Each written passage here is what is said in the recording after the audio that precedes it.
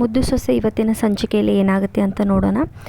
ವಿದ್ಯಾ ಅವ್ರ ತಾಯಿ ರತ್ನಾಗೆ ಫೋನ್ ಮಾಡಿಬಿಟ್ಟು ಕಾಲ್ ಮಾಡ್ತಾಳೆ. ಆಗ ರತ್ನ ಕೇಳ್ತಾಳೆ, ಏನಮ್ಮ ಹೇಗಿದೆಯಮ್ಮ ವಿದ್ಯಾ ಅಂತ ಕೇಳ್ತಾಳೆ. ಅದಕ್ಕೆ ವಿದ್ಯಾ ಹೇಳ್ತಾಳೆ, ಏನಮ್ಮ ಮಾಡೋದೆಲ್ಲ ಮಾಡಿಬಿಟ್ಟು ಈಗ ಹೇಗಿದೆಯಾ ಅಂತ ಕೇಳ್ತಿದ್ದೆ. ನನಗೆ ಇಲ್ಲಿ ಇರೋಕ್ಕೂ ಆಗದೆ ಬಿಡೋಕ್ಕೂ ಆಗದೆ ಒದ್ದಾಡ್ತಾ ಇದ್ದೀನಿ. ನೀನು ಮಾಡಿದ ಒಂದು ತಪ್ಪಿಗೆ ನಾನು ಇಲ್ಲಿ ಶಿಕ್ಷೆ ಅನುಭವಿಸ್ತಾ ಇದ್ದೀನಿ. ನಿನಗೆ 5 ತಿಂಗಳಾದರೂ ಇನ್ನೂ ಯಾಕೆ ಹೊಟ್ಟೆ ಬಂದಿಲ್ಲ ಅಂತ ಎಲ್ಲರೂ ಕೇಳ್ತಿದ್ದಾರೆ. ಎಲ್ಲರೂ ಪ್ರಶ್ನೆ ಮೇಲೆ ಪ್ರಶ್ನೆ ಕೇಳ್ತಿದ್ದಾರೆ. ನಾನು ಅವ್ರಿಗೆ ಏನು ಉತ್ತರ ಕೊಡಬೇಕಮ್ಮ?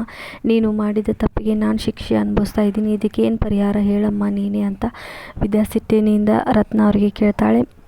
ಅನಂತರ ರತ್ನ ಅದಕ್ಕೆ ಹೇಳ್ತಾಳೆ, ಭದ್ರಾ ಅವರು ಅಳಿಮಯ್ಯ ಅವರು ಅವತ್ತು ನಿನ್ನನ್ನು ಏನು ಮಾಡಿಬಿಡ್ತಾರೋ ಅನ್ನೋ ಭಯದಿಂದ ಆ ರೀತಿ ಮಾಡಿದಮ್ಮ. ಆದರೆ ಅವತ್ತು ಮಾಡಿದ ಒಂದು ತಪ್ಪಿಂದ ಇವತ್ತು ಇಷ್ಟೆಲ್ಲ ಒಂದ್ರ ಮೇಲೆ ಒಂದು ಪ್ರಾಬ್ಲಮ್ ಆಗ್ತಾನೆ ಇದೆ ಅಂತ ರತ್ನ ಹೇಳ್ತಾಳೆ. ಆಮೇಲೆ ನಿನ್ನ ಮಗಳ ಬಾಳನ ನೀನೇ ಹಾಳು ಮಾಡಿದ್ಬಿಟ್ಟೆ ಅಮ್ಮ ಅಂತ ವಿದ್ಯೆ ಹೇಳಬೇಕಾದ್ರೆ ಇದನ್ನ ಮಾತನ್ನು ಕೇಳಿಸ್ಕೊಂಡು ಭದ್ರಾ, ಏನಮ್ಮ ಏನಂದೆ ನೀನು? ಅತ್ತೆಗೆ ಹಾಗೆ ಮಾತಾಡ್ತಿದ್ಯಾ? ನಿನ್ನ ಬಾಳನ್ನ ಅವ್ರು ಹಾಳು ಮಾಡಿಬಿಟ್ರೆ ಹೀಗೆ ಮಾತಾಡ್ತಿದ್ಯಾ ಅತ್ತೆಗೆ ಅಂತ ಭದ್ರಾ ಕೇಳ್ತಾನೆ. ಅಷ್ಟರಲ್ಲಿ ವಿದ್ಯೆ ಹೇಳ್ತಾಳೆ, ಆಗ ಅಂದರೆ ಏನು ನನ್ನನ್ನು ನೋಡೋಕ್ಕೂ ಬರ್ತಾಯಿಲ್ಲ, ತವ್ರ ಮನೆಗೆ ಕರ್ಕೊಂಡು ಹೋಗ್ತಾ ಇಲ್ಲ, ಹಾಗಾಗಿ ಬೇಜಾರಾಗಿಬಿಟ್ಟು ಹೀಗೆ ಅವಾಗೆ ಬೈತಾ ಇದ್ದೀನಿ ಅಂತ ವಿದ್ಯೆ ಹೇಳ್ತಾಳೆ.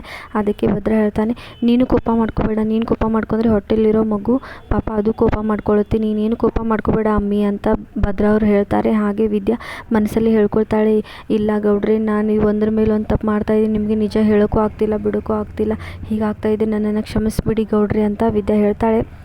ಅದೇ ರೀತಿ ಈ ಕಡೆ ವಿನಂತಿ ಮತ್ತು ಸಾವಿತ್ರಿ ಬೇರೆಯವರ ಮನೆ ಪಾತ್ರೆ ತೊಳಿತಿರ್ತಾರೆ. ಆಗ ವಿನಂತಿ ಹೇಳ್ತಾಳೆ, ನಾವು ಶಿವರಾಮೇಗೌಡರ ನಮ್ಮ ಮಾವನ ಮನೆಗೆ ಹೋಗೋಣ ಅಮ್ಮ, ನನಗೆ ಪಾತ್ರೆ ತೊಳೆಯೋಕೆ ಆಗ್ತಾ ಇಲ್ಲ, ರಾಣಿ ಥರ ಇದ್ದವ್ರು ನಾವು ಇಲ್ಲಿ ಬಂದು ಈ ಥರ ಆಗ್ತಾಯಿದೆ, ಹೋಗೋಣಮ್ಮ ಮನೆಗೆ ಅಂತ ವಿನಂತಿ ಹೇಳ್ತಾಳೆ. ಅದಕ್ಕೆ ಸಾವಿತ್ರಿ ಹೇಳ್ತಾಳೆ, ನೀನು ಹೋಗಿದ ತಕ್ಷಣ ನಿನ್ನೆ ಒಳಗೆ ಆರತಿ ಮಾಡಿ ಕರ್ಕೊಂಡು ಬಿಡ್ತಾರೆ ಅವರು. ತಮ್ಮ ಸೊಸೆ ವಿದ್ಯಾನೇ ಎಷ್ಟು ತಿಂಗಳ ಕಾಲ ಹೊರಗಡೆ ಇಟ್ಟಿದ್ರು, ಈಗ ನೀನು ಮಾಡಿ ತಪ್ಪಿಗೆ ಒಳಗಡೆ ಅಲ್ಲ, ನಮ್ಮ ಮನೆ ಗಾರ್ಡನ್ ಏರಿಯಾದಲ್ಲೂ ಕೂಡ ನಮ್ಮನ್ನ ಕರ್ಕೊಳ್ಳೋದಿಲ್ಲ ಅವರು. ಸುಮ್ಮನೆ ಪಾತ್ರೆ ತಿಕ್ಕೋದೇ ನಮಗೆ ಗತಿ, ಸುಮ್ಮನೆ ತಿಕ್ಬಿಟ್ಟು ಊಟ ಮಾಡಿ ಮಲಗೋಣ ಅಂತ ಸಾವಿತ್ರಿ ಹೇಳ್ತಾಳೆ. ಆನಂತರ ರತ್ನ ಮತ್ತು ಚೆಲುವ ಇಬ್ಬರು ಸೇರಿ ಮನೆಗೆ ಬರ್ತಾರೆ. ಬಂದುಬಿಟ್ಟು ಹೇಳ್ತಾರೆ, ನಾವು ವಿದ್ಯಾನ 1 ವಾರದ ಮಟ್ಟಿಗೆ ನಮ್ಮ ಮನೆಗೆ ಕರ್ಕೊಂಡು ಹೋಗ್ತೀವಿ ಅಂತ ಹೇಳ್ತಾಳೆ. ಅದಕ್ಕೆ ಭದ್ರಾ, ಇಲ್ಲ ನಾನು ಅಮ್ಮಿನ ಬಿಟ್ಟು ಹೇಗೆ ಇರೋದು ಅಂತ ಹೇಳ್ತಾರೆ. ಅದಕ್ಕೆ ಏನು ಅಳಿ ಅಂದರೆ ನೀವು ಹೀಗೆ ಮಾತಾಡಿದರೆ ಈಗ ಇಷ್ಟು ದಿನ ಸಮಸ್ಯೆ ಇತ್ತು, ಹಾಗಾಗಿ ಸುಮ್ಮನಿದ್ವಿ, ಈಗೆಲ್ಲ ಬಗೆಹರಿದಿದೆ, ಈಗ 1 ವಾರದ ಮಟ್ಟಿಗೆ ಕರ್ಕೊಂಡು ಹೋಗ್ತೀವಿ ಅಂತ ರತ್ನ ಹೇಳ್ತಾಳೆ. ಅದಕ್ಕೆ ಭದ್ರಾ ಅವರು ಹೇಳ್ತಾರೆ, ನನಗೆ ಅವಳನ್ನ ಬಿಟ್ಟಿರೋಕ್ಕಾಗಲ್ಲ, ಹೇಗಿರೋದು ಅಂತ ಕೇಳ್ತಿರ್ತಾರೆ. ಪೂರ್ತಿ ವಿಡಿಯೋ ಬೇಕಾದರೆ ಸಬ್ಸ್ಕ್ರೈಬ್ ಮಾಡಿ.